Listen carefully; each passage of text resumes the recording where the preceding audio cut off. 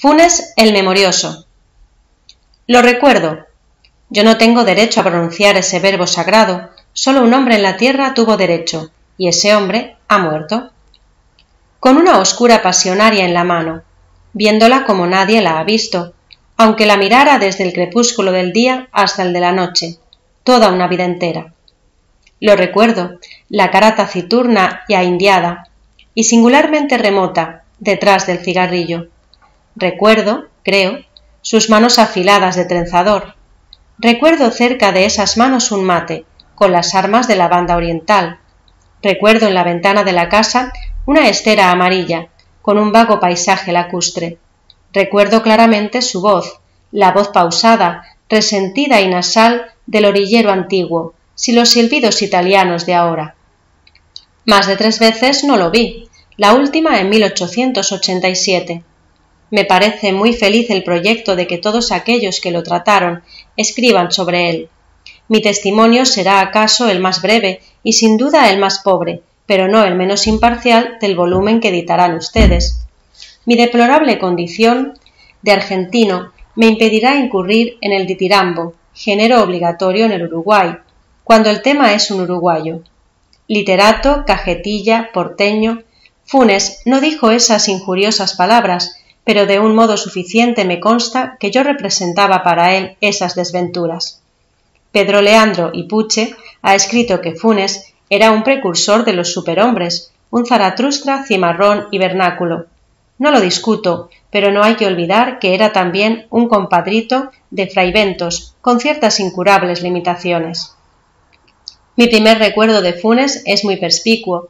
Lo veo en un atardecer de marzo o febrero del año 84. Mi padre, ese año, me había llevado a veranear a Fraiventos. Yo volvía con mi primo Bernardo Aedo de la estancia de San Francisco. Volvíamos cantando, a caballo, y esa no era la única circunstancia de mi felicidad. Después de un día bochornoso, una enorme tormenta color pizarra había escondido el cielo.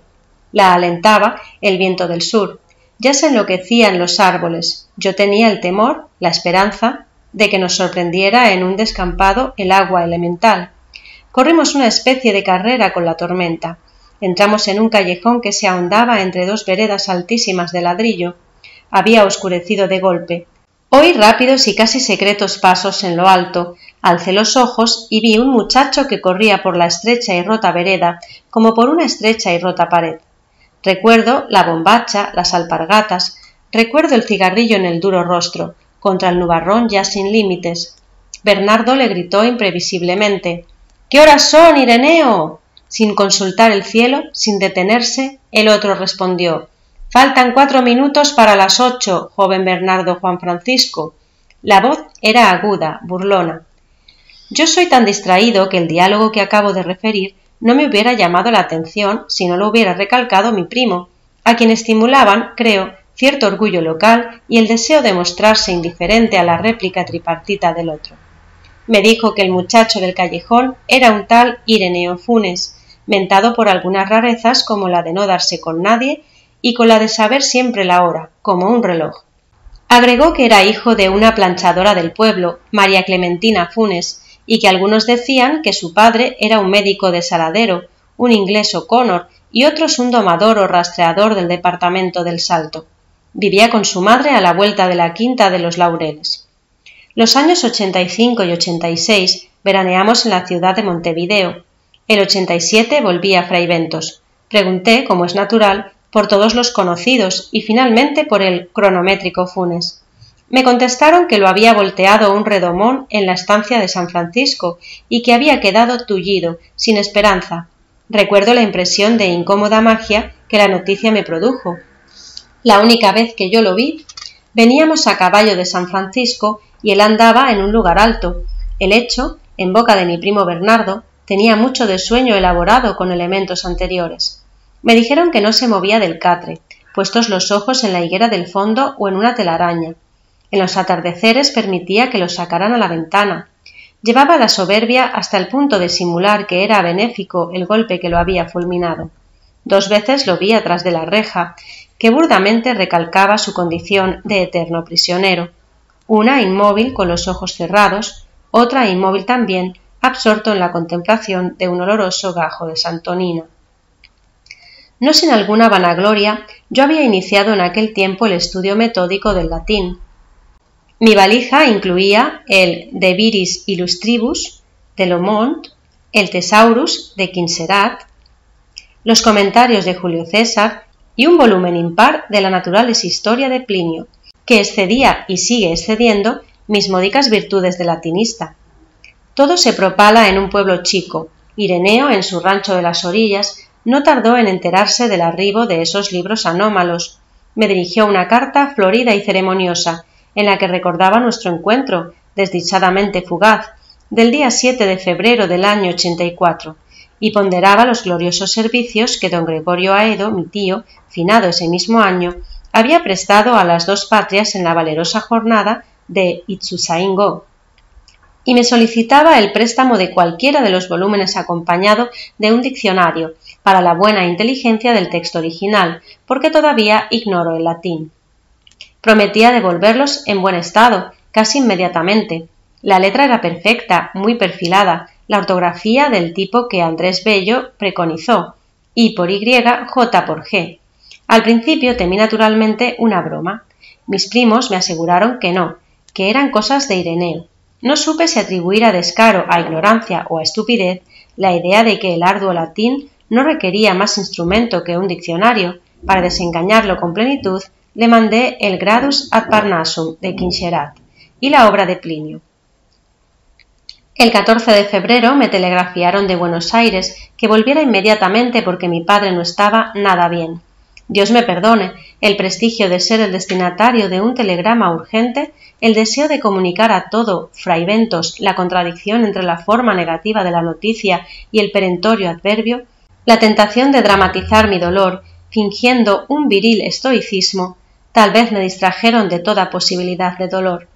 Al hacer la valija noté que me faltaba el Gradus y el primer tomo de la Naturalis Historia.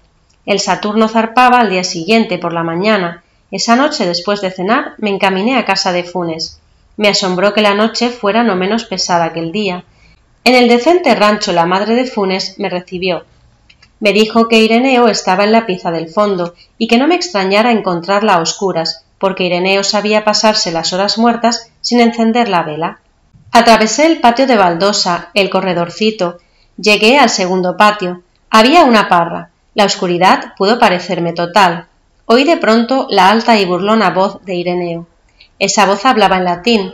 Esa voz, que venía de la tiniebla, articulaba con moroso deleite un discurso o plegaria o incantación.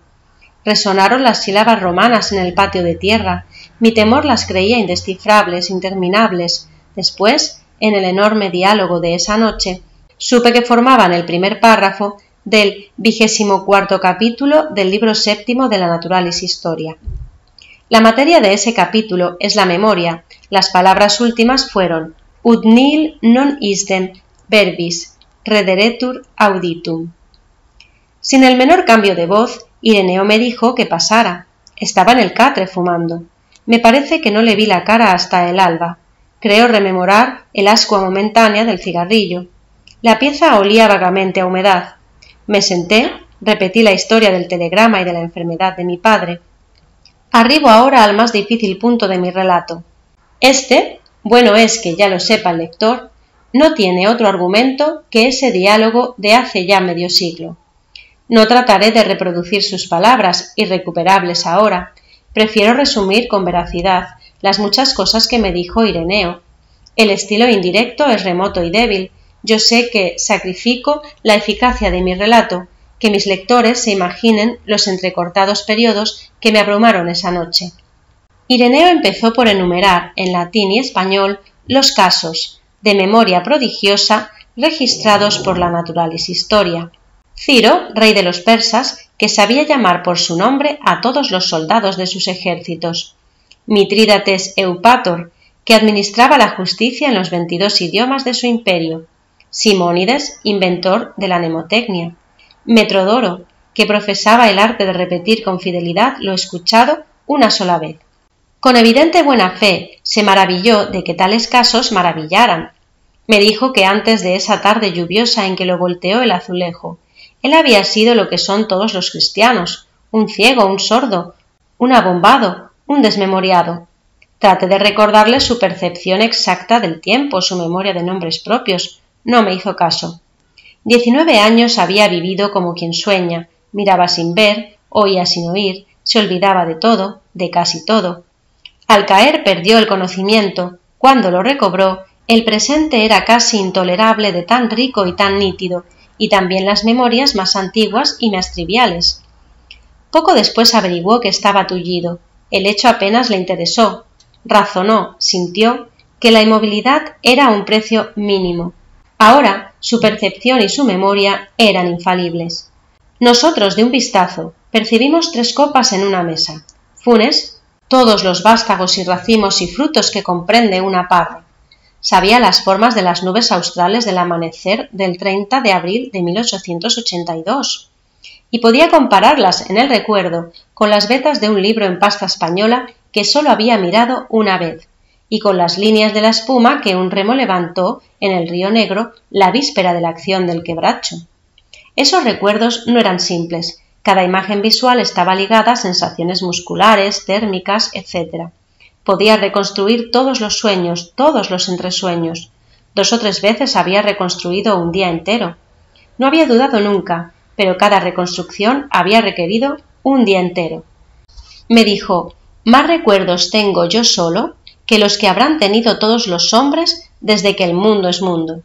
Y también, mis sueños son como la vigilia de ustedes. Y también hacia el alba, mi memoria, Señor, es como vaciadero de basuras. Una circunferencia en un pizarrón, un triángulo, rectángulo, un rombo, son formas que podemos intuir plenamente. Lo mismo le pasaba a Ireneo con las aborrascadas crines de un potro, con una punta de ganado en una cuchilla, con el fuego cambiante y con la innumerable ceniza, con las muchas caras de un muerto en un largo velorio. No sé cuántas estrellas veía en el cielo. Esas cosas me dijo, ni entonces ni después las he puesto en duda. En aquel tiempo no había cinematógrafos ni fonógrafos. Es sin embargo inverosímil y hasta increíble que nadie hiciera un experimento con Funes. Lo cierto es que vivimos postergando todo lo postergable.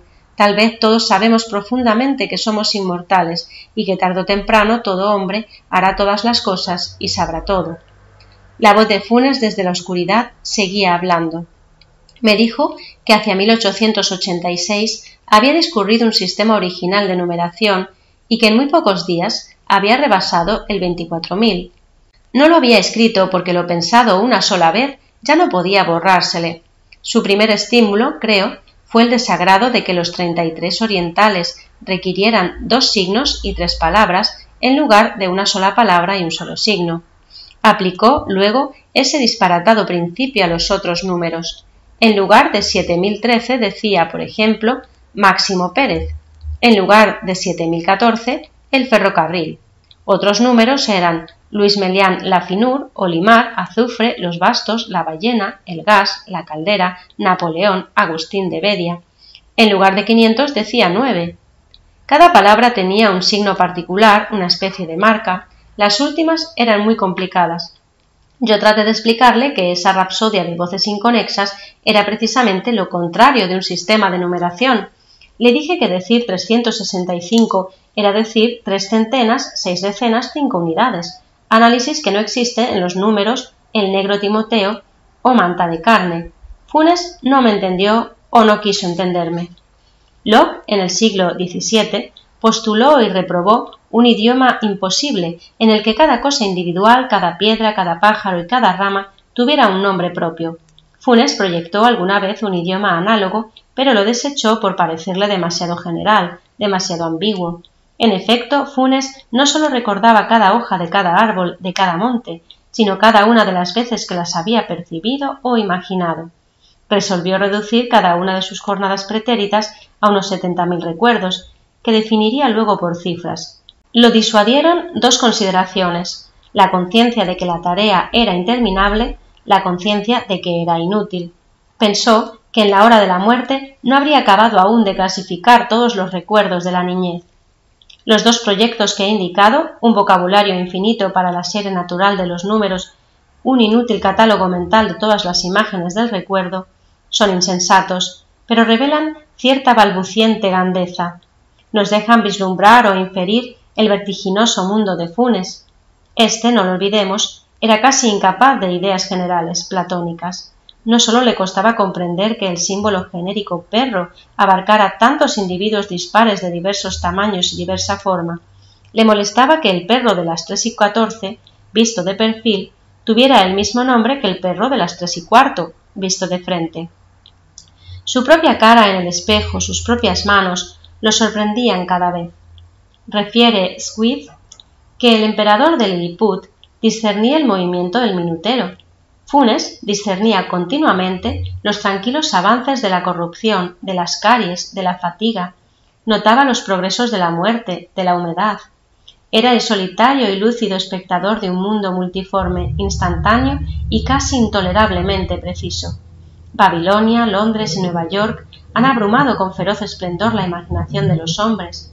Nadie en sus torres populosas o en sus avenidas urgentes ha sentido el calor y la presión de una realidad tan infatigable como la que día y noche convergía sobre el infeliz Ireneo en su pobre arrabal sudamericano. Le era muy difícil dormir. Dormir es distraerse del mundo. Funes, de espaldas en el catre, en la sombra, se figuraba cada grieta y cada moldura de las casas precisas que lo rodeaban. Repito que el menos importante de sus recuerdos era más minucioso y más vivo que nuestra percepción de un goce físico o de un tormento físico.